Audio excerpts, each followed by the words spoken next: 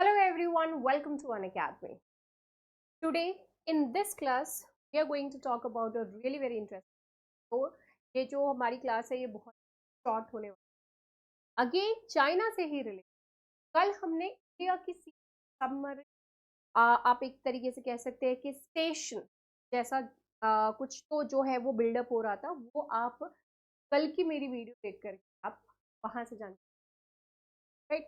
तो सबमरीन हो गया, शिप्स हो गया, ये ओशन में अपना दबदबा बनाने का बहुत ही सही और अचूक तरीका। चाइना भी यही काम और यही चीज आज की देखने वाली।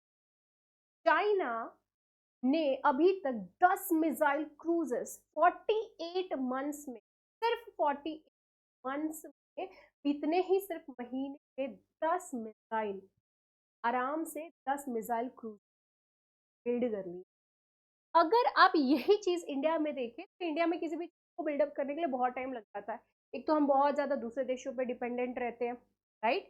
एंड अपार्ट फ्रॉम दैट जब इंडिया में भी बनने का होता है, कंस्ट्रक्शन होने का होता है, तो वो भी बहुत ज्यादा टाइम ले लेते है ना। एक एक शिप्स को इंडक्ट करने के लिए, उसको कमीशन करने सालों सालों लग जाते, राइट। बट यहाँ पे सिर्फ इतने ही दिनों में उन्होंने 10 मिसाइल क्रूज को पूरी तरीके से बिल्डअप कर लिया। एक बहुत ही आप कह सकते हो कि खतरनाक साइन है कि चाइना इतना ज्यादा डेवलप क्यों कर रहा है, इतना ज्यादा इस तरीके की शिप्स को क्यों बना रहा है। और ये जिस शिप की हम बात कर रहे हैं ये कोई ऐसी वैसी शिप है, ये इसको इन्होंने नाम दिया हुआ है टाइप 055 मिसाइल, जो कि वन ऑफ द वेरी खतरनाक, आप कह सकते हो कि बहुत ही खतरनाक शिप्स में से आप इसको, बहुत ही खतरनाक क्रूजर्स में से ये एक आता है।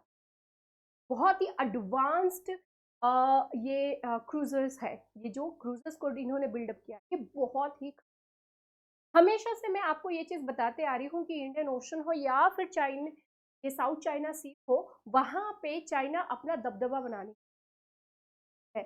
And not only in these areas, but वो चाह रहा है कि जितने भी महासागर है हर जगह उसका दबदबा हो, या में कोई भी जगह हो, हर जगह उसका दबदबा हो। अब यहाँ पे इंडियन ओशन में, इस महासागर में प्रेजेंस बनाने का मतलब है इंडिया पे साइकोलॉजिकल प्रेशर डालना, बहुत ही खतरनाक प्रेशर डालना। उसके अलावा आसपास की जो कंट्रीज हैं, अफ्रीकन कंट्रीज हो गई या फिर इधर साउथ ईस्ट कंट्रीज हो गई, उनके ऊपर भी एक प्रेशर बना रहता है।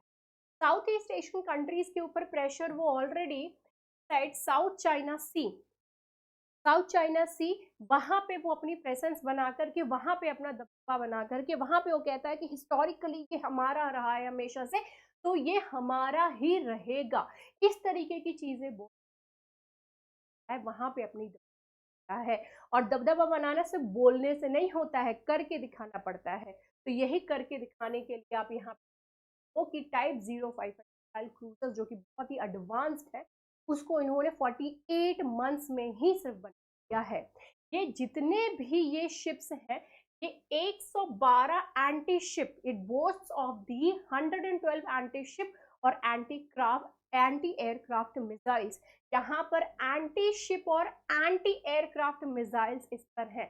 अब नाम से ही पता चल रहा है क्या है भैया, वो एयरक्राफ्ट को भी उड़ा सकते हैं, उसके अलावा वो किसको भी उड़ा सकते हैं, शिप्स को भी उड़ा सकते हैं। तो इनको आप कह सकते हो कि ये बाएं हाथ का खेल होगा इन क्रूजर्स के लिए, right. And it is housed in vertical launch cells, vertical launch cells तरीके से हुआ है कि बहुत ही आराम से इसको लॉन्च किया जा सके, राइट। अप्रैल 2023 तक चाइना ने already 8 ship of this project, इसको ऑलरेडी इन्होंने लॉन्च कर लिया है। 8वां जो शिप था टाइप 055 को उन्होंने लॉन्च कर दिया था 2020 उन्होंने बनाना शुरू किया, और 2023 आते आते इन्होंने 8वां शिप को इन्होंने लॉन्च कर दिया है, जो कि एक बहुत ही इम्प्रेसिव तरीका है।